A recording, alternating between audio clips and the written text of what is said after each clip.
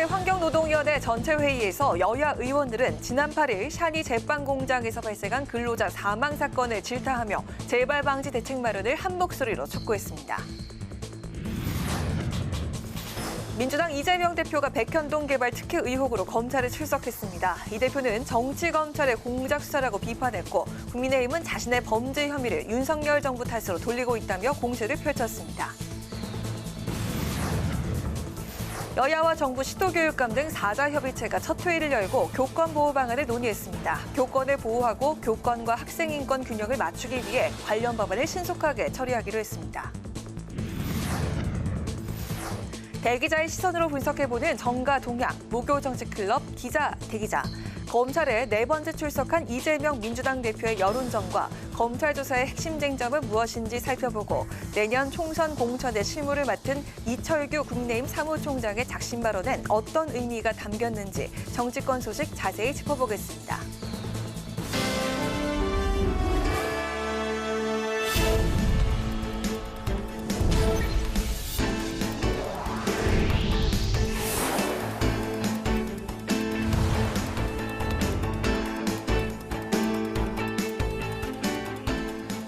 안녕하십니까. 8월 17일 목요일 국회 라이브 6 시작합니다. 첫 소식입니다. 국회 환경노동위원회에서 지난 8일 경기도 성남시에 위치한 한 공장에서 발생한 끼임 사고가 도마 위에 올랐습니다. 여야는 지난해에도 해당 기업에서 사망 사고가 있었던 점을 언급하며 고용노동부를 집중 질타하고 재발 방지 대책 마련을 촉구했습니다. 보도에 남수지 기자입니다. 국회 환경노동위원회 전체 회의에서 여야는 한 목소리로 지난 8일 한 제빵 공장에서 발생한 사망 사건과 관련해 고용노동부의 관리감독 소홀을 질타했습니다. SPC 계열사인 샤니 제빵 공장에서 근로자가 기계에 끼어 숨진 사건이 발생했는데 지난해에도 SPC의 다른 계열사 SPL에서 비슷한 끼임 사망 사고가 있었기 때문입니다. 여야는 지난해 SPL 평택 사망 사고 이후 SPC가 고용노동부 인증기관으로부터 안전진단을 받은 후 개선됐다고 했지만 여전히 근로자가 사망하는 산업재해가 이어지고 있다고 지적했습니다. 여야는 또 어제 사건 현장 방문 당시 목격한 기계 노후 문제와 경고음 미작동을 집중 추궁했습니다. 지난 SPL 사고로 인해 가지고 SPC 계열사를 전수조사했다라고 말씀하셨는데 감독 나가신 분들이 눈뜬 장님이었는지 지금 가서 보니까 그 원리가 대한민국 최고의 빵을 만드는 공장에서 시설이라든가 장비 이렇게 봤을 때는 정말 옛날에 재래식 방앗간 원리로 운영하고 있더라고요. 이 민간 업체로부터 안전보건 자율진단을 받고 이행했음에도 불구하고 이 유사 사망 사고가 1년도 안 돼서 재발한 것에 대해서는 다 이유가 있다. 고용노동부가 민간 안전진단 기관에 대한 최근 3년간 평가를 하셨는데 이 결과를 봤더니 C등급, D등급인 업체가 매년 30% 이상입니다. 고용노동부 장관은 지난해 사고 이후 SPC 계열 사업장 52개를 전수감독했는데 위험성 평가가 제대로 작동하지 않는 것 같다고 답변했습니다. 작년하고 올해 보면 다른 기계기구는 괜찮은데 여기만 사고가 난 데만 이게 방호장치가 제대로 안 되는 거고 작동이 안 되는 거예요. 이게 뭘까? 저희들이 이제 고민을 하는데 이 위험성 평가가 제대로 안 되고 있다. 이와 함께 여야는 지난해 끼임 사건 발생 당시 SPC 측에서 약속했던 1,000억 원대 안전 관련 투자가 제대로 집행된 것이 맞는지 제대로 확인할 것을 주문했습니다. 국회 방송 남수지입니다. 북한의 ICBM 발사 준비 징후가 포착되고 있다고 국정원이 국회 정보위원회에서 보고한 것으로 알려졌습니다. 유상범 의원은 오늘 정보위원회 전체 회의 후 기자들과 만나 최근 북한의 고체 미사일 생산 시설에 차량 활동이 이례적으로 활발해지는 등 합동 훈련이 예상된다고 말했습니다. 또 김정은 북한 국무위원장이 군사 정찰 위성의 기술적 준비 완료를 요구했으며 9월 9일 창건 75주년을 기념해 발사할 가능성이 있다는 국정원 보고가 있었다고 전했습니다. 최근 초등학교 교사 사망 사건을 계기로 여야와 정부, 시도 교육감 등 4자 협의체가 첫 회의를 열고 교권 보호 방안을 논의했습니다. 협의체는 교권을 보호하고 교권과 학생 인권 균형을 맞추며 관련 법안을 신속하게 처리하자는 내용의 합의문을 발표했습니다. 이주호 사회부총리 겸 교육부 장관은 교권 회복을 위한 다양한 방안들이 현장에서 안착할 수 있도록 입법 과정부터 정책 실행까지 지속해서 협의해 나가겠다고 밝혔습니다. 국회 윤리특별위원회 소위가 가상자산 논란을 일으킨 김남국 의원을 출석시켜 소명을 들었습니다. 김 의원은 질의한 내용에 성실하게 답변했다며 공정하고 객관적인 기준에 따라서 합당한 판단을 해줄 것으로 생각한다고 말했습니다. 윤리특위 소위는 김 의원의 소명과 자료를 검토한 뒤 이르면 다음 회의에서 징계 수위를 의결하기로 했습니다. 이재명 민주당 대표가 백현동 개발 특혜 의혹과 관련해 검찰 조사를 받기 위해 피의자 신분으로 서울중앙지검에 출석했습니다. 이 대표는 검찰이 정권의 치부를 가리기 위해 없는 죄를 뒤집어 씌우고 있다고 주장하며 당당히 조사받겠다고 밝혔습니다. 김동희 기자입니다. 이재명 더불어민주당 대표는 네 번째 검찰 조사에 앞서 지지자 수백 명이 모인 가운데 자신의 무고함을 주장하며 검찰을 강하게 비판했습니다. 이 대표는 검찰이 자신을 소환해 희생 제물로 삼아도 무능한 정권의 정치 실패와 민생 실패를 감출 수 없다고 주장했습니다. 그러면서 국회 회기 중 구속영장 청구로 갈등을 노리는 정치 꼼수를 포기하고 비회기 때 영장을 청구하라고 촉구했습니다. 위임받은 권한은 오로지 국민을 위해서만 사용했고 단 한 푼의 사익도 취한 바가 없습니다. 따짓 소환조사 10번 아니라 100번이라도 당당하게 받겠습니다. 말도 안 되는 조작 수사로 구속영장을 청구한다면 제발로 출석해서 심사받겠습니다. 박광원 원내대표는 정권이 바뀌고 제1야당 대표에 대한 수사를 집요하게 끌고 가는 모습에서 국민은 수사가 아니라 정치를 본다며 참으로 잔인한 시대라고 비판했습니다. 반면 국민의힘은 이 대표가 범죄 혐의를 정부 탓으로 돌려도 결국 죗값을 치를 것이라고 맹비난했습니다. 그러면서 이 대표를 향해 권력형 토건 비리에 연루돼 놓고 희생과 탄압을 운운한다고 깎아내렸습니다. 마치 무슨 영웅이 개선하는 것 같은 모습입니다. 심파극을 연출하는 비리 혐의자의 모습에 상식을 가진 국민들은 아연 실색할 지경입니다. 알았다면 단군 이래 최악의 권력형 토건 비리 주범이며 무기징역에 해당할 수 있는 중죄입니다. 박대출 정책위 의장도 이 대표의 피해자 코스프레는 무죄 위장쇼라며 검찰 수사를 압박하려는 뻔한 의도라고 주장했습니다. 국민의힘은 가리고 가려도 진실은 사라지지 않는다며 이 대표의 방탄을 포기하고 대표직을 내려놓으라고 밝혔습니다. 국회 방송 김동희입니다.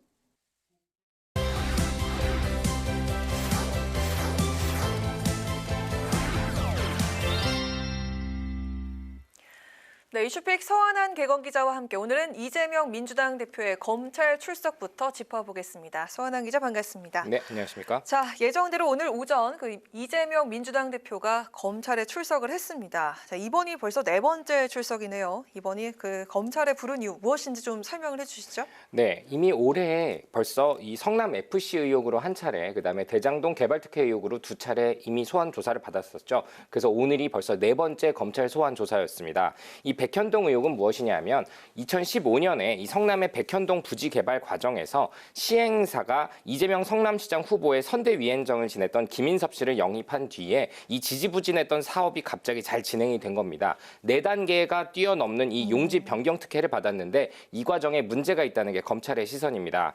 애초 100%였던 이 민간 임대 아파트 공급 조건이 10%로 줄고 나머지 90%가 일반 분양으로 바뀌었거든요. 이 과정에서 이재명 당시 성남시장 결정이 중요했다는 게 이 검찰의 판단입니다. 이재명 대표는 앞선 리포트에서도 보셨겠지만 위임받은 권한을 제대로 사용한 것이니 문제될 게 없다는 입장입니다. 앞선 리포트에서 보신 것처럼 이 오직 주권자를 위해 사용했고 단 한 푼의 사익도 취한 적이 없다면서 이 검사 독재 정권이 저를 죽이려는 것을 필생의 과제로 삼고 있지만 저의 과제는 민생뿐이라고 강조를 했습니다. 네, 아까 그 리포트에서 화면이 잠깐 나왔는데 입장을 밝히는 그 자리가 좀 익숙하지 않은 곳인 것 같았는데 거기가 어디입니까? 보통 그렇게 브리핑 브리핑을 하나요? 보통은 이제 소환을 되면 이 청사 앞에서 얘기를 합니다. 네. 건물 안으로 들어와서 건물 앞 1층 로비에서 얘기를 하는데 오늘 같은 경우는 청사가 아니라 정문 밖에서 얘기를 했죠. 네. 그 그도 그렇고 부분이 그 이른바 개딸분들이 좀 많이 참석을 하신 것 같더라고요. 네, 그렇습니다. 그것 때문에 개딸 동원령이다라는 얘기가 사실 어제부터 나왔었는데요. 이 출석 하루 전인 어제 블로그와 트위터에 이재명 대표의 이 뒷모습이 담긴 사진과 글을 올렸습니다. 이 포스터에는 오늘 오전 10시 20분 서울중앙지방검찰청 정문 앞이라는 이 구체적인 시간과 장소가 명시가 됐습니다. 그리고 실제로 앞선 리포트에 보신 것처럼 200여 명이 넘는 이재명 대표의 지지자들이 서울중앙지검 정문 앞을 찾았습니다. 정문까지밖에 못 간 것은 청사 안으로의 진입을 허용하지 않았기 때문인데요. 그래서 그랬군요. 네, 그렇습니다. 그리고 이재명 대표가 입장문을 읽는 상황에서도 중간중간 이재명이라는 대표의 이름을 환호하면서 응원을 했고요. 그 소리가 굉장히 크게 나오더라고요. 네, 그렇습니다. 보통 사실 정치인들은 청사 앞에서 입장을 밝히고 정문 앞에서 입장을 밝히는 경우는 드문데 오늘 이 대표가 정문 앞에서 특히 지지자들이 있는데 앞에서 이런 입장문을 밝힌 것은 다소 이례적이라고 볼 수 있을 것 좀 같습니다. 의도된 상황이라고 볼 수 있을까요? 준비했다라고 저는 표현을 하고 싶은데요. 네. 그러다 보니까 이 개딸 동원령이 보수 매체를 중심으로 거론이 됐습니다. 하지만 이에 대해서 고민정 민주당 의원은 라디오에 출연해서 이 개딸 동원령은 너무 과도한 해석이지 않냐라면서 이재명 대표가 의원들에게도 따라오지 말라고 부탁을 한 것과 또 오늘 가서 혼자 당당한 모습을 보여준 것은 적절했다라고 평가를 하기도 했습니다. 네, 그렇군요. 자, 하지만 그 벌써부터 검찰 안팎에선 구속영장 청구 가능성이 거론이 되고 있습니다. 이재명 대표 역시 오늘 그 입장에서 구속영장 청구 대응 전략도 직접 밝혔죠. 네, 그렇습니다. 20일 전쯤부터 검찰에서 기자들에게 비공식 브리핑을 하면서 이런 얘기를 했었습니다. 소환 일정을 조율 중인데 필요할 경우에 구속영장을 청구하는 방안도 검토할 것이다 라고 얘기하면서 가능성을 시사했었는데요. 그러다 보니까 이미 검찰 안팎에서는 영장을 청구할 것이라는 부분에 이미 무게가 실리고 있는 그런 상황입니다. 검찰은 오늘 조사를 앞두고 250페이지 분량의 질의서를 준비했는데요. 이재명 대표도 이 30페이지 분량의 이 서면 답변서를 들고 가서 그걸 바탕으로 답변을 하면서 질의에 대응하고 있는 것으로 알려졌습니다. 네. 검찰은 보통 일반적으로 혐의가 중하거나 혹은 혐의를 인정하지 않거나 도주의 우려가 있거나 증거인멸의 우려가 있으면 영장을 청구하는 게 일반적인데요. 검찰은 이 중에서 현재 이재명 대표가 혐의를 부인하고 있는 점, 또 관계자들과 말맞추기를 할 가능성이 있는 점 등이 검찰 영장 청구의 필요성이다라고 그렇게 보고 있습니다. 네. 반면 이에 대해서 이재명 대표는 입장문 등에서도 밝혔지만 이 말도 안 되는 조작 수사로 구속영장을 청구한다면 제발로 출석해서 심사를 받겠다면서 이 불체포 특권의 포기 가능성도 시사했습니다. 구속영장이 실제로 청구가 되면 앞서 한 차례 국회 문턱을 넘지 못했었던 이 대장동 특혜 의혹 혐의도 함께 포함해서 영장을 청구할 것이다. 이런 얘기가 벌써부터 나오고 있는데요. 오늘 소환 조사가 끝나면 이 수사 내용을 검토를 하고 8월 말, 9월 초, 즉 8말 9초 중에 영장을 칠 것이다라는 얘기가 나오고 있습니다. 자, 그런 가운데 지금 곧 그 최상병 사망 사건에 대한 부실 수사 그리고 또 외압 논란이 사그라들지 않고 있는 상황입니다. 국방부도 일단 이 민간인들 판단에 맡기는 방식으로 좀 신뢰를 확보하려 하는 것 같은데요. 네, 그렇습니다. 이 해병대 수사단이 보고했던 이 수사 결과 문건이 여러 언론에 공개가 됐습니다. 그리고 이 문건에는 이종석 국방부 장관과 또 이종우 해군참모총장 등 군 지휘부가 한 자필 서명이 오른쪽 상단에 분명하게 적시가 되어 있거든요. 네. 결국 이 서명이 있었음에도 이 경찰 이첩 보류 지시를 내린 것은 외압이 있었을 것이라는 게 박정훈 전 해병대 수사단장 측의 주장입니다. 반면 국방부는 이 박 전 수사단장이 이후에 지시를 다시 다르게 내렸음에도 따르지 않은 부분이 항명이다라고 이렇게 얘기를 하고 있는 상황인데요.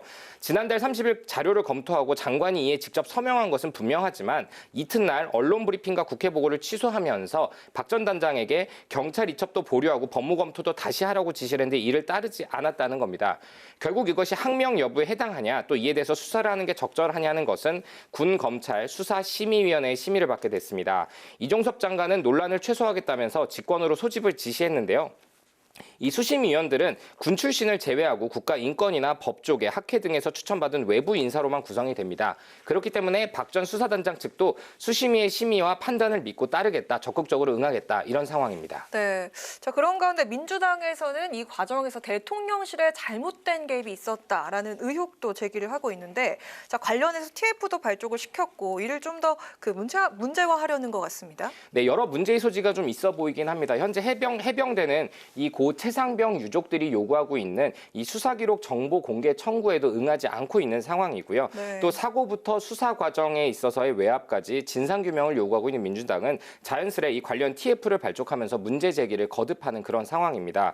사성장구 출신의 이 국회 국방위 야당 간사인 김병주 의원과 법제사법위의 박주민 최강욱 의원, 또 행안위의 이모선 의원, 또 운영위의 윤준병 의원이 민주당 해병대원 사망사건 진상규명 TF에 이름을 올렸습니다. 국방부의 해병대 수사단에 대한 외압 의혹, 또 경찰에 이첩된 수사 기록을 회수하는 과정의 적법성, 해병대 전 수사단장의 보직해임 과정의 불법성을 따져보겠다는 건데요. 특히 오늘 이 김종민 민주당 의원이 이 과정에서 대통령실의 개입 가능성을 언급을 했습니다. 국방부 장관까지 서명한 것을 대통령실의 이 김태우 국가안보실 1차장이나 윤석열 대통령이 뒤집어 지시를 했다라는 취지로 의혹을 제기한 건데요. 김민석 의원도 대통령을 배후 삼아 수사 결과를 뒤집은 이 호가 호위 세력을 밝혀 국정농단의 씨앗을 없애야 한다라고 언급하기도 했습니다. 어제는 이 민주당의 국방위 단독 소집에 여당 의원들도 또 이종석 국방부 장관도 모두 불참을 했었죠. 이 고 최상병 사건의 책임부터 관련 수사 외압 의혹까지 확대가 되고 있으면서 이를 계속 문제 삼으려는 민주당과 또 이에 응하지 않으려는 정부와 국민의힘 간 대치는 한동안 계속될 것 같습니다. 네, 오늘 이슈픽은 여기까지 들어보겠습니다. 서은한 기자, 이번 주 연일 이슈픽 함께 해주고 계신데 내일도 함께 해주신다고요? 네, 그렇습니다. 내일 또 뵙겠습니다. 네, 잘 부탁드리겠습니다. 네. 고맙습니다.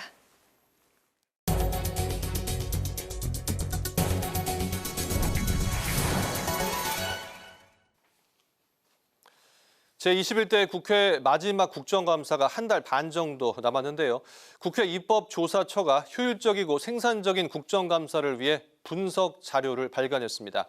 발간 기념 토론회도 함께 열렸는데요. 주요 내용을 문그린 기자가 정리했습니다.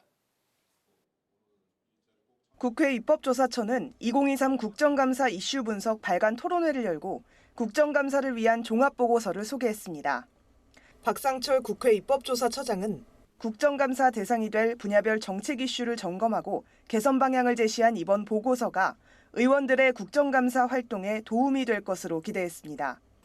헌법에 따라 시행되는 국정감사가 형식적이고 이례적인 행사에 그치는 것이 아니라 정부의 진지한 후속 조치까지 촉구하는 정부 견제의 수단으로 자리 잡을 수 있도록 국회의원의 국정감사 활동을 지원하고 있습니다. 이광재 국회 사무총장도 국정 전반에 대해 과학적으로 검토했다며 2023 국정감사 이슈 분석을 통해 올해 국정감사가 변화하기를 기대한다고 밝혔습니다. 이번 국정감사는 한번 국정감사에서 지적된 사항은 반드시 고쳐지는, 그게 법률과 예산으로 국민들의 생활의 변화로 나타나는 첫 출발이 됐으면 좋겠습니다. 토론에 참여한 전문가들은 기존 국정감사가 행정부를 감시 감독하는 것보다 정쟁으로 흘러가는 것에 대한 아쉬움을 나타냈습니다. 보고서에 다뤄진 주제들을 가지고 말씀하시는 건 아이러니하게도 언론의 주목을 별로 못 받을 가능성이 높습니다. 그보다는 훨씬 더 가연성 있고 폭발성 있는 뭔가 폭로하는 것들이 관심을 가질 수가 있거든요. 앞으로의 국정감사는 원래의 의도에 맞게 정쟁보다 이슈 분석에 대한 실질적인 접근이 필요하다고 강조했습니다. 전문가들은 또 현재 보고서가 중앙부처 중심으로 쏠리는 경향이 있다며 국민들의 일상 현장과 부딪히는 다양한 문제에 더 관심을 가져야 한다고 조언했습니다. 한편 입법조사처의 보고서에 따르면 올해 국정감사의 가장 큰 이슈로 법무부 국정감사의 인민청 설치와 외국인 근로자 문제를 꼽았습니다. 국회방송 문그린입니다.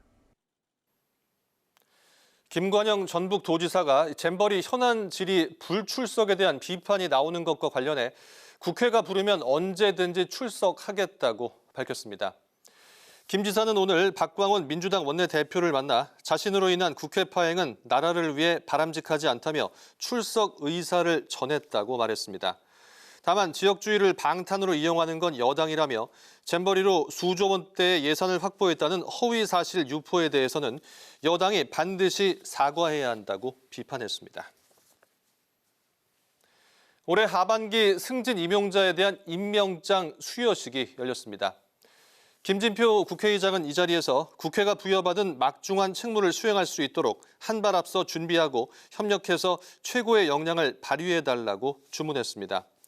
국회는 지난 7월 박희석 관리관을 비롯해 구현우 이사관과 이용호 부이사관, 이윤섭 서기관 등 42명의 승진 인사를 단행했습니다.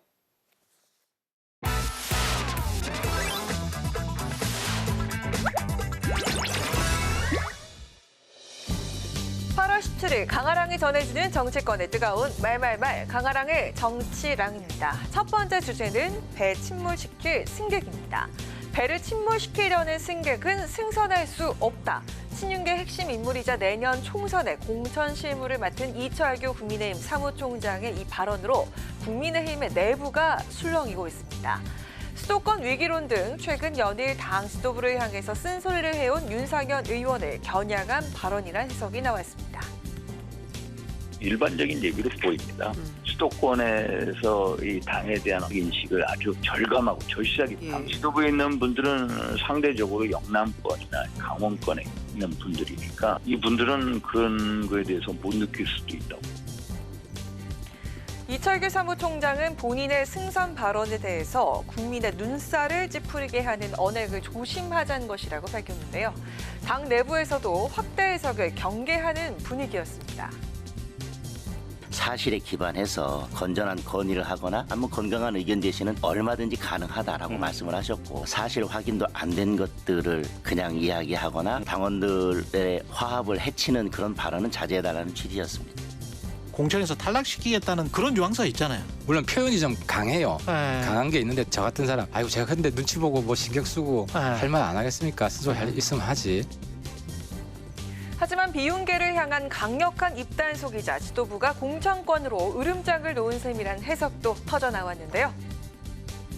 공천 안 주겠다라고 이거보다 더 직접적으로 표현하는 방법이 있나요? 뭐 공천 안 주겠습니다라고 선언하는 거 말고는 없는 수준의 직접적인 표현을 한 거죠. 국민의힘은 이르면 오는 24일 사구당협 당협위원장 인선을 발표한다는 계획입니다. 공천 실세인 이철규 사무총장의 기강잡기 속 총선을 앞둔 국민의힘 내부 신경전이 날로 더해지고 있습니다. 이어서 두 번째 정치랑은 제2의 DJ입니다. 귀국 후 첫 지역 행보로 호남을 방문했던 이낙연 전 민주당 대표가 한 달여 만에 다시 광주, 전남을 찾는 등 보폭을 넓히고 있습니다. 민주당이 바람직한 혁신 방향으로 가지 못하고 길을 잃고 있는 것 같아 안타깝다면서 이재명 지도부를 공개 비판하면서 제2의 DJ가 필요하다고 강조하기도 했습니다. 어제 혁신안 발표 후 처음으로 열린 민주당 의원총회에서 지도부가 혁신안 매듭 짓게 나섰지만 결국 개파 간 갈등만 불거지면서 결론을 내리지 못했죠. 혁신안은 어제 의원총회에서 인준을 받지 못했기 때문에 물 건너간 거예요. 김은경 혁신위원회는 끝난 거예요. 그것을 자꾸 논의하면 분란만 생겨요. 특히 비명계 중진인 서른여는 현재 상태로 총선을 치르겠냐면서 지도부 총사퇴를 주장하기도 했는데요. 이 가운데 오늘 이재명 대표가 백현동 개발특혜 의혹으로 검찰에 출석해 정치검찰을 강조하며 조작 수사이자 무자비한 탄압이라고 목소리를 높였습니다. 이 같은 메시지를 두고 또 한 번 여야가 날선 공세를 이어갔는데요. 자신이 피해자인 것처럼 둔갑시키는 파렴치한 모습을 국민께서 언제까지 지켜봐야만 합니까?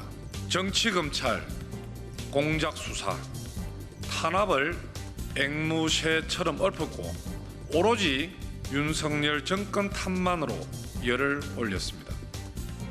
참으로 잔인한 시대입니다.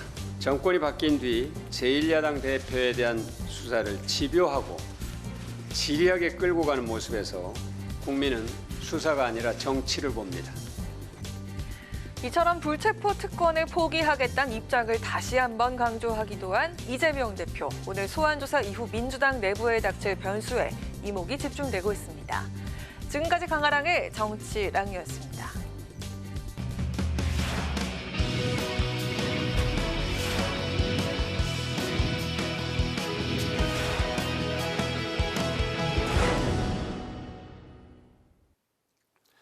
네, 정치권의 동향을 대기자의 시선으로 짚어보는 목요 정치클럽 기자 대기자 시간입니다. 최병묵 전 TV조선 해설위원, 성한용 한겨레 신문 선임 기자와 함께하겠습니다. 어서 오십시오. 네, 안녕하세요. 네, 반갑습니다. 네, 오늘은 이제 성한용 기자께서 발제해 오시는 날입니다. 어떤 내용인가요? 예, 이재명 대표가 검찰 출석했고요. 그리고 이철규 사무총장이 국민의힘 공천 관련해서 뭔가 상당히 강한 발언을 한 것 같습니다. 네. 이 두 가지 중심으로 정국 현안에 대해서 토론해 보면 될 것 같습니다. 네, 알겠습니다. 먼저 이재명 대표 소식부터 짚어보도록 하겠습니다. 오늘 오전에 이재명 대표가 백현동 개발 특혜 의혹으로 검찰에 출석했습니다.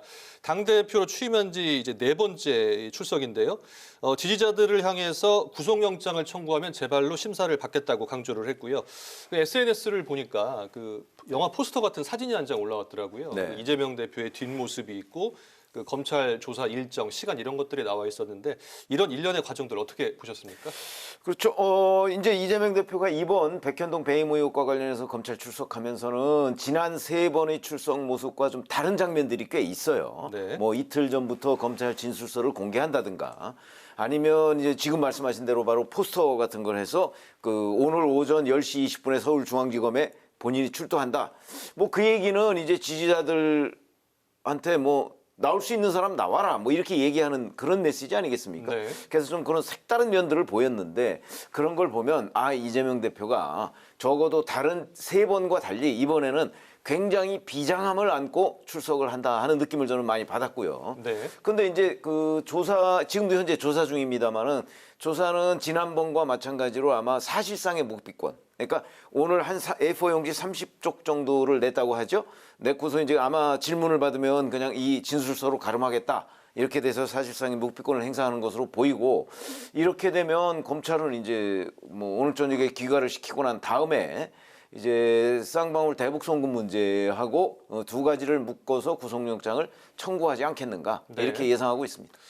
그렇군요. 네, 이 지난 3번의 이 검찰 출석과는 좀 달랐다. 그리고 이 구속영장 청구가 될 것이다. 이렇게 예측을 해주셨는데 성 기자님은 어떻게 보셨습니까? 예, 뭐 뭔가 좀 단단히 각오를 한 것 같다. 그러니까 이 표정하고 이제 말. 그 미세한 차이 같은 게 좀 느껴지긴 해요. 그래서 뭔가 좀 굳은 결심 같은 걸 했다. 뭐 이런 건 인상을 강하게 받았고요.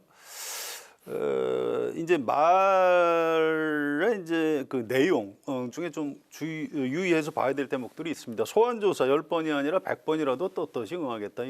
뭐 앞으로 또 부를 거니까 나가겠다. 이런 네. 얘기고요. 또 구속영장 청구하면 재발로 출석해서 심사를 받겠다.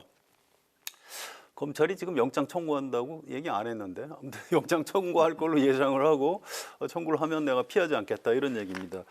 근데 이제 가장 중요한 건 3번째 메시지 같아요. 저를 위한 국회는 열리지 않을 것이다. 이제 이게 무슨 얘기냐면요. 9월부터 정기국회가 시작이 됩니다. 그런데 지금 8월 임시국회는 여야가 합의만 하면 회기 조정을 좀 할 수 있어요. 네. 굳이 뭐 체포동의안 표결을 하지 않고 그냥 비회기 중에는 나가서 영장 실질 심사를 받을 수 있으니까 영장 치려면 얼른 쳐라. 이런 메시지로 들립니다. 이게 이제 9월 이후에 12월 10일까지죠 정기국회가. 그때 정기국회 기간은 쪼개기가 안 되지 않습니까? 안 됩니다. 예, 안 되는 거죠. 그래서 이제 영장 청구하려면 지금 해라 이제 이런 메시지를 얘기를 한 것 같아요. 그런데 뭐 검찰은 또 검찰대로 이제 수사 일정이 있습니다. 그래서 이게 뭐 이재명 대표가 언제 해달라고 해서 될 문제 같지는 않고요. 네.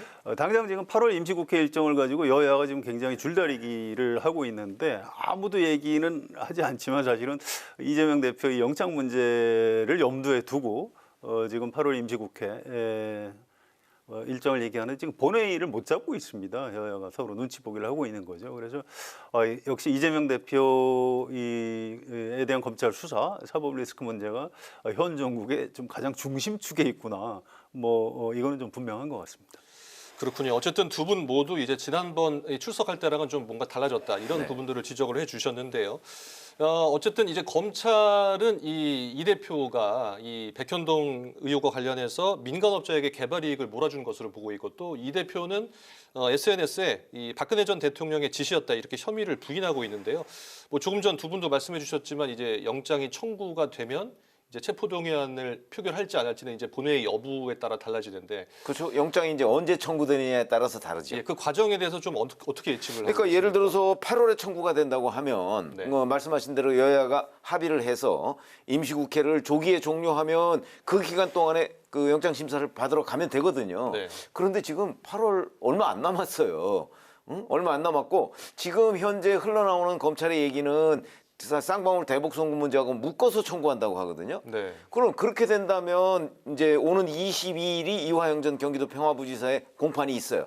여기서 이화영 전 부지사가 본인이 검찰에서 했던 그 쌍방울의 그 이재명 경기도지사 방북 비용 대납 이거를 이제 증거로서 동의를 해야 돼요. 그렇게 되면 동의하고 나면 이제 결국은 아마 수원지검에서 이재명 그 대표를 한 번 더 불러야 될 거예요. 부르고 확인을 한 다음에 구속영장을 청구해야 되지 않겠어요? 그러면 22일 이후에 이화영 전 부지사가 22일 공판 끝나고 나서 그게 순조롭게 마무리된다고 하더라도 그 이후에 이재명 대표를 한 번 더 부르고 수원지검에서 그리고 나서 정리를 해서 구속영장을 청구한다? 그러면 8월 중에는 어려울 것으로 보여요. 그러니까 시간적으로나 물리적으로 힘들다. 그렇죠. 힘들어 보여요. 그렇게 되면 결국 이제 정기국회로 넘어가게 되고 그러면 뭐 정기국회는 쪼개기가 안 되니까 표결을 해야겠네요. 그러면 이제 체포동의안이 넘어오면 그 이제 날짜를 정해서 표결을 해야 되겠죠. 근데 뭐 그렇게 많은 기간이 걸릴 것 같지는 않아요. 왜냐하면 검찰이 이 부분을 매듭 지어놓고 아마 인사를 하려고 하는 모양이에요. 검찰 인사를. 그렇게 시간이 많이 걸릴 것 같지는 않다. 이렇게 말씀드립니다. 네, 어쨌든 8월 중에 하기는 것은 좀 시간적으로 쉽지는 않다. 수사 일정상 쉽지가 않다는 거죠. 같은 의견이십니까? 예, 뭐 그럴 겁니다. 아무튼 그 쌍방울 수사는 좀 봐야 돼요. 그게 뭐 곧 다음 주 화요일이 중요하다고 벌써 얘기한 지 여러 주가 지났습니다. 그래서 실제로 다음 주 화요일에 이화영 전 부지사가 뭐라고 재판정에서 진술할지도 잘 지금 뭐 이렇게 예측을 쉽게 하면 또 빗나갈 가능성이 있습니다. 좀 봐야 되고요. 일단 오늘 그 백현동 이 수사에 대해서 아까 이제 오후에 민주당에서 무슨 공지사항 같은 걸 냈어요. 이게 답변을 거부하고 있다는 보도가 있는데 사실이 아니다. 그러니까 기자들한테 이제 이렇게 진술을 하겠다는 요약본을 미리 돌린 게 있는데요. 그거 이외에 한 30쪽짜리 자료 진술서를 가지고 들어갔다고 합니다. 근데 그 내용 중에서 얘기할 수 있는 부분은 지금 적극적으로 설명을 하고 있다고 해요. 그래서 그 전에 대장동 사건 때처럼 뭐 묵비권을 행사하는 상황은 아닌 것 같습니다. 아무튼 뭐 철회 조사는 심야 조사는 하지 않겠다 그러기 때문에 오늘 한 9시나 10시쯤 되면 일단 조사를 마치고 나오지 않을까 싶은데요. 이게 이제 배임 혐의가 참 쉽지가 않아요. 저도 그 백현동 일단 이재명 대표가 내놓은 자료를 봤는데 이것만 보면 뭐 다 이제 억울하겠더라고요, 당사자는. 그런데 이제 검찰에서 나중에 수사 발표를 어떻게 할지 좀 봐야 되겠습니다. 이렇게 봐서 균형을 잡아야 되는데 우리나라 검찰이 사실 배임에 대해서 별로 할 말이 없을 겁니다. 과거에 그 KBS하고 국세청이 조세, 과세 문제를 갖고 좀 이렇게 대립을 했는데 법원에서 그러지 말고 이 정도 선에서 타협을 해라 이렇게 했는데 그걸 KBS에서 받아들였어요. 근데 이제 그거를 검찰이 그거는 끝까지 그 KBS 이익을 위해서 지켜야 될 임무가 있는데 왜 법원에 그 중재를 받아들였냐 그래서 그걸 배임으로 기소한 역사가 있습니다. 그래서 물론 이번 사건이 뭐 그런 정도로 엉터리 배임 혐의는 아니겠죠. 그래서 좀 어려운 범죄예요, 배임 자체가. 그래서 이제 이 부분은 나중에 검찰의 이제 중간 수사 결과 발표 같은 게 나오겠죠. 그 내용하고 이제 오늘 이재명 대표가 억울하다고 하는 거하고 좀 이렇게 비교해 가면서 살펴봐야 배임죄가 성립되는지 아닌지 알 수 있을 것 같습니다. 네, 알겠습니다. 영장이 청구가 될지 또 청구가 된다면 시점이 언제가 될지는 저희가 조금 더 지켜봐야 될 것 같습니다. 그리고 이 문제 좀 잠깐 짚어봐야 될 텐데요. 이 민주당의 혁신위원회가 이제 활동을 마무리했는데요. 활동을 마무리하면서 이 대의원제를 사실상 무력화하는 혁신안을 발표를 했습니다. 이제 그렇기 때문에 좀 지금 친명계와 비명계 간의 어떤 갈등도 지금 생기는 모양새인데요. 어제 의원총회가 있었습니다. 거기서 이제 뭐 토론이 벌어지고 그 상당히 어떤 공개적인 지도부를 향한 공개 비판도 있었던 것으로 아는데 혁신안 어떻게 좀 이대로 자초되는 겁니까? 아니면은 어떻게 될 것으로 보십니까? 조금 더 봐야 될 겁니다. 이게 의원총회가 이 혁신안을 받아들일 것이냐 말 것이냐 의결할 수 있는 기구는 아니에요. 당의 혁신안은 이 당원들의 뜻을 모아서 뭐 당 지도부 최고위원회의라든지 뭐 필요하면 당무위원회, 중앙위원회 이런 걸 소집해서 아마 받아들일 건지 말 건지 최종 결정을 해야 될 겁니다. 다만 이제 의원들은 이 반대가 심해요. 지금 당장 전당대회를 치를 것도 아닌데 무슨 대의원제를 가지고 이제 그러냐 이제 이런 얘기를 하는 건데, 그런데 권리당원들은 아니 우리 권리당원들이 대의원들에 비해서 너무 표의 가치가 너무 좀 헐값이다. 지금 1대 60 정도 된다고 합니다. 대의원 한 사람이 권리당원 60명 몫을 하는 거죠. 근데 이번에 혁신위원회에서 나온 안은 1대1로 그냥 해라. 그러니까 대의원 제도 자체를 없애는 건 아니로도 당 지도부 선출할 때 그냥 똑같은 자격으로 1대1로 해라. 뭐 이렇게 이제 혁신위에서 혁신안을 내놨죠. 이걸 이제 당 지도부에서는 1대1까지는 안 되지만 그래도 좀 조정을 할 생각은 있는 것 같아요. 1대 한 20 정도를 중재안으로 얘기를 하고 있습니다. 그래서 일단 의원총회에서는 안 된다고 했지만 당 지도부에서도 이 문제를 그렇게 오래 끌 생각은 아닌 것 같아요. 8월 안에 좀 신속히 마무리해서 좀 어떻게든 조정을 해보려고 할 것 같은데, 의원들은 반대하고 권리당원들은 받아들여야 된다고 하고, 지금 민주당 지도부에 굉장히 좀 골치 아픈 현안이 될 것 같습니다. 그렇군요. 당분간 뭐 이와 관련해서 내용이 계속될 것 같은데 최 의원님은 그렇게 됐죠. 왜냐하면 보십니까? 어제 의원총회도 그랬지만 사실 28일, 29일이 또 워크숍이 있어요. 네. 현역 의원들. 그러면 그 자리에서도 또 논의가 될 수밖에 없거든요. 그러면 어차피 그 논의의 주체는 현역 의원들이 돼요. 그러면 이제 나중에 지금 뭐 이재명 대표 지도부가 뭐 이걸 어떻게 결정을 한다 그러는데, 당장 박광원 원내대표 같은 경우에도 대의원제 무력화에는 반대를 하고 있어요. 그러면 지금 투톱이 의견이 안 맞는 거잖아요. 네. 이제 그 두 사람 사이에 지금 말씀하신 대로 뭐 타협을 해서 1대 60이 아니면 뭐 1대 30이나 1대 뭐 얼마로 이렇게 하는 방안 뭐 이런 게 조정이 될 가능성도 있지만, 그렇지 않고 계속 이런 식으로 흘러갈 가능성도 있어요. 또 그게 왜 그러냐면 이재명 대표 자체가 지금 그 워크숍이나 이 8월 말쯤 되면 뭐 구속영장 청구가 뭐 어떻게 되는 이런 데에 휩싸이게 될 거란 말이죠. 네. 정신이 없을 거예요, 아마. 그러면 이런 걸 가지고서 뭐 논의를 해가면서 당내 문제를 해결하고 아마 그러기에는 여력 자체가 없을 가능성도 있기 때문에 조금 뭐 지켜봐야 되긴 하지만 여하튼 동력 자체는 뭐 크게 떨어졌다. 그래서 적어도 우리가 거의 확신할 수 있는 내용은 김은경 혁신안 중에 대의원제 무력화가 처음에 혁신안대로 통과될 가능성은 없다, 이렇게 봐야 되는 거죠. 네, 알겠습니다. 이재명 대표의 검찰 소환과 또 혁신안 논란까지 맞물리면서 민주당 내부가 좀 시끄러운 것 같습니다.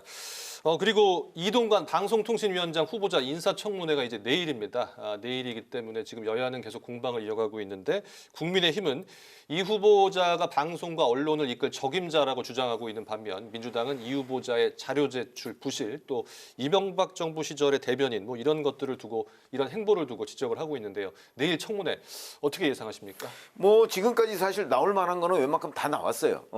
이동관 후보자를 내정했던 게 벌써 꽤 오래됐기 때문에 한 달이 훨씬 넘었죠. 그래서 민주당에서 공세의 포인트도 뭐 다 나왔어요.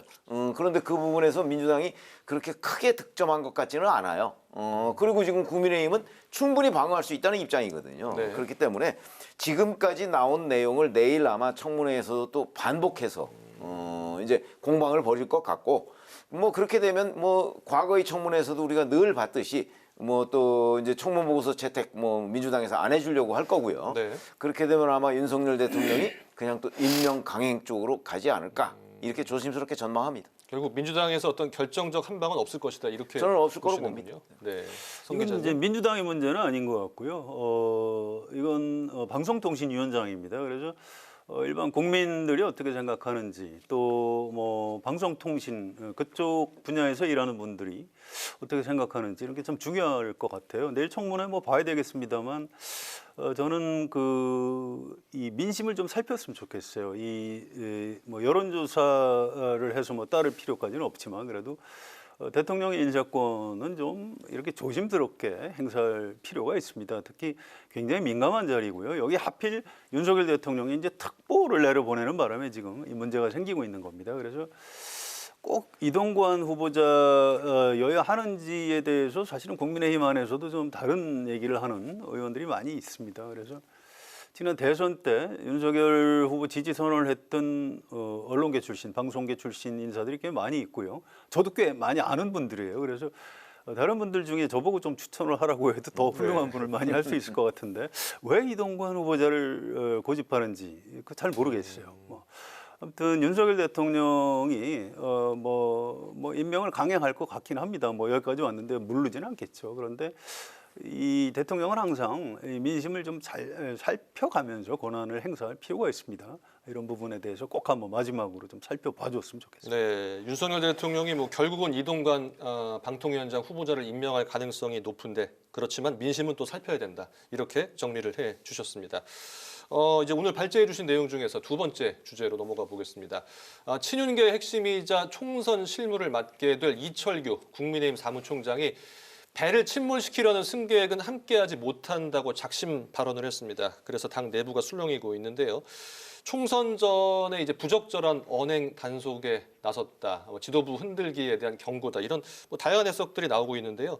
이번 이 사무총장의 발언 어떤 의미로 봐야 될까요?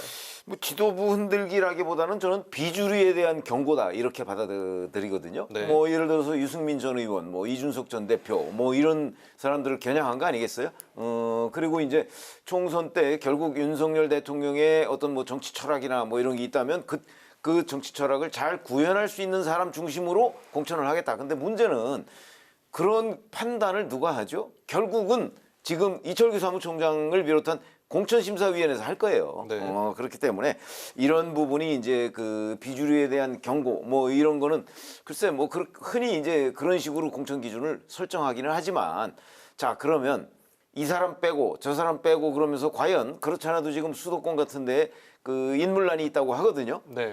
그러면 이런 식으로 빼면서 과연 그 공천이 제대로 이루어질 수 있을까? 또는 지금 국민의힘에서 보고 있는 뭐 예를 들어서 내년 그 총선에 뭐 승리를 그 과연 기대할 수 있을까? 이런 데에 대해서 상당히 의문이 드는 내용이에요. 그래서 네.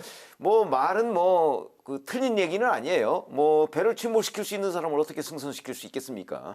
그러나 그 조금만 그 입장을 좀 바꿔놓고 생각하면 사실은 그 사람들이 또 그렇게 얘기하는 것도 지금 집권당이 잘 되라고 하는 거지 무슨 뭐 그 정말 집권당이 그 이 길로 가면은 도저히 앞으로 뭐 정권 재창출이 안 되겠다. 이래서 일부러 자기가 그쪽으로 뭐 mon다든가 이런 건 저는 아닐 거라고 보거든요. 네. 적어도 국민의힘 내부에서의 어떤 공감대 뭐 이런 거는 저는 있다고 보는데 이철규 사무총장은 아마 그렇지 않은 걸로 보여서 이 또한 불씨가 될 걸로 보입니다. 조금 전에 말씀해 주신 내용 중에 그 수도권 위기론 말씀해 네네네. 주셨는데 실제로 국민의힘 내부의 분위기가 어떻습니까? 실제로는 수도권 위기론이 있죠. 지금 뭐 사실 겉으로는 위기론이 별로 없는 것처럼 얘기를 하지만 네. 제가 인물난을 얘기했습니다.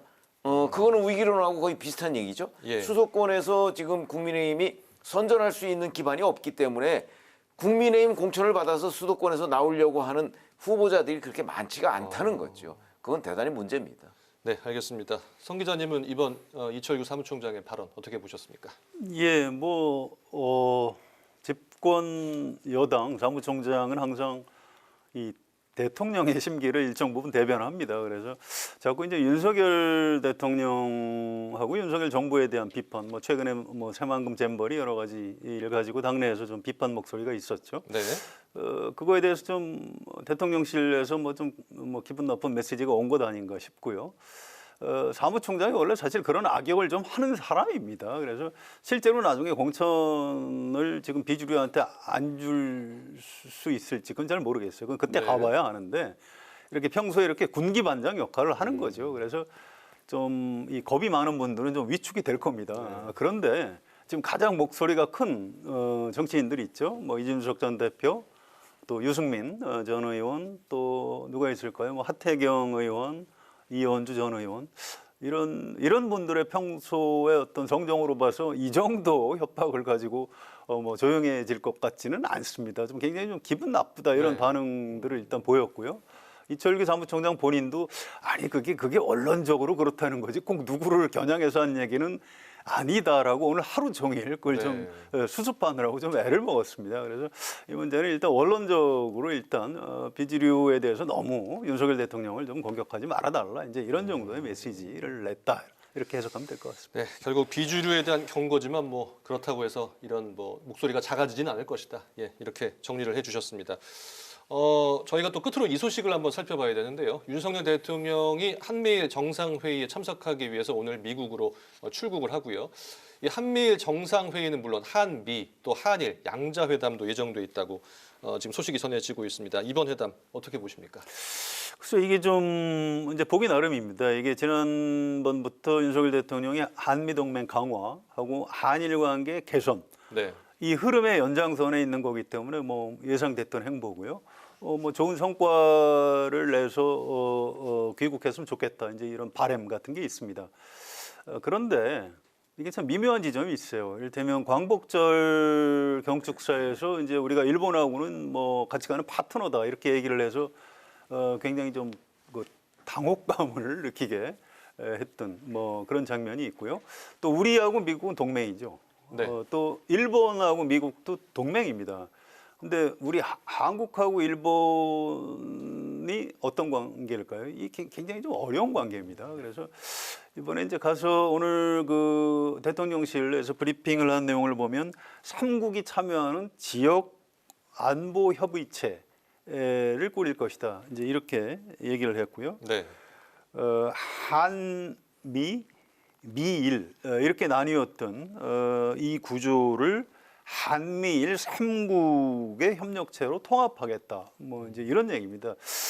이게 이제 듣기에 따라서는 아니 이 한미일 동맹까지는 아니라도 뭐 준동맹까지 가는 것 아니냐. 이제 이렇게 되면은 이 한반도에서 이제 그 상대가 있는 거니까요.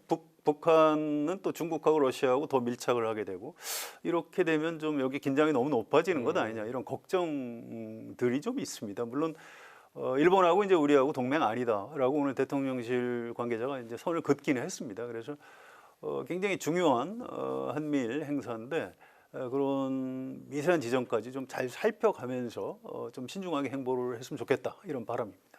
네, 최 의원님. 그렇죠. 이게 기본적으로는 미국의 그 인도태평양 전략 뭐 이런 거하고 저는 연관돼 있다고 보고요. 그 과정에서 한미일이 지금 그 접근하는 거거든요. 물론 그 부작용은 지금 말씀하신 대로 북한과 중국, 러시아가 또 그 접근하고 이제 끈끈해질 가능성이 있겠죠. 네. 그래서 이제 자꾸 뭐 신냉전 구도 얘기를 많이 합니다. 근데 현재의 미국과 중국 간의 경쟁을 보면 그런 신냉전 구도를 우리가 벗어나기가 어려운 상황이에요. 그러니까 그런 데에서 뭐 어떻게 보면 좀 원론적인 얘기일 수도 있지만 그 군사 동맹까지 가지 않으면서 그러면서 우리는 우리의 실리를 찾는 방안 뭐 이런 게 이제 우리 과제로 남겠죠. 근데 일단 그 미국의 인도태평양 전략에 그 윤석열 대통령은 상당히 호응을 하고 있는 것은 틀림없어 보인다. 이렇게 말씀드리겠습니다. 네, 국익과 또 실익을 챙길 수 있는 그런 한미일 회담이 되기를 바라 보겠습니다. 이제 마무리할 시간인데 오늘도 두 분의 한 줄 논평 들어보겠습니다. 먼저 최 의원님부터 들어볼까요? 지금까지 저희가 이제 말씀을 드린 거 마찬가지로 지금 조금 전에 말씀드린 게 바로 국민의힘 이철규 사무총장의 뭐 침몰시키려는 사람 이런 사람은 승선시키지 않겠다 뭐 이런 거죠. 네. 그러면 이제 그게 뭐 단순한 경고일 수도 있겠고 아니면 실제 내년 총선 공천을 앞두고 이게 실천이 될 수도 있거든요. 그렇게 되면 또 이제 국민의힘 내부의 뭐 비주류나 이런 쪽을 덜어내는 효과가 있을 수 있어요. 네. 그런 거 하고 그다음에 그 민주당 같은 경우는 이제 혁신안이라는 사실 총선을 앞둔 혁신안이 아니고 이거는 전당대회 룰을 건드려 가지고 지금 주류와 비주류 간의 대충돌 사태를 빚고 있단 말이죠. 네. 이것도 그래서 일부에서는 뭐 심리적 분당 사태 얘기도 나와요. 네. 이것도 총선을 앞두고서는 결코 바람직한 일이 아니다 하는 점에서 제가 오늘 한 줄 논평은 총선 앞둔 여야의 뺄셈 경쟁으로 하겠습니다. 네, 총선을 앞둔 여야의 뺄셈 경쟁. 총선을 앞두고 뭐 공천 경쟁이 원래는 사실은 덧셈의 정치를 해야 되는 거잖아요. 네. 그런데 여야 모두 지금 뺄셈 쪽에 가까운 정치를 하고 있는 것 아닌가 이런 생각이 들어서 말씀드렸습니다. 네, 알겠습니다. 성 기자님. 예, 저는 좀 전에 얘기했던 한미일 부분에서 좀 생각을 해볼 지점이 있다고 봅니다. 한국하고 미국하고 일본하고 뭐 잘 지내면 좋죠. 그런데 이렇게 되면 이제 가장 그 좀 이익을 본다고 할까요? 이제 그 이 수건을 이루는 집단이 있습니다. 이게 이제 일본의 이제 보수 세력, 그게 수건이에요. 이게 미국하고 한국하고 이렇게 북한 핵을 좀 핑계로 해서 일본의 수건이 그 헌법을 다시 개정해서 국방력을 다시 강화하는 그래서 보통 국가가 돼야 한다. 이제 이런 꿈이 있는 거죠. 그래서 여기에 좀 이용을 당할 위험 같은 것이 있어요. 물론 일본이 거기까지 가는 것에 대해서 주변국에서도 워낙 견제를 세게 하기 때문에 갈 것 같지는 않은데 우리 이제 윤석열 대통령도 뭐 그것 때문에 일본하고 한일 관계 개선을 할 일은 없는 거죠. 우리 국익에 맞으니까 일본하고 관계를 개선을 하는데 이런 부분, 일본의 그 이른바 보통 국가화, 재무장 이런 부분에 대한 경계를 소홀히 하면 안 된다고 생각합니다. 그래서 오늘 제 한 줄 논평은 일본의 재무장 경계해야라고 하겠습니다. 네, 오늘도 두 분 말씀 잘 들어봤습니다. 목요 정치클럽 기자 대기자 지금까지 최병묵 전 TV조선 해설위원, 성한용 한겨레 신문 선임 기자와 함께 이재명 민주당 대표의 백현동 특혜 의혹 조사의 핵심 쟁점과 또 한미일 정상회담의 의미는 무엇인지 이런 전국 현안들을 살펴봤습니다. 오늘 말씀 감사합니다. 네, 오늘 국회 라이브 6는 여기까지입니다. 함께해 주신 여러분 고맙습니다.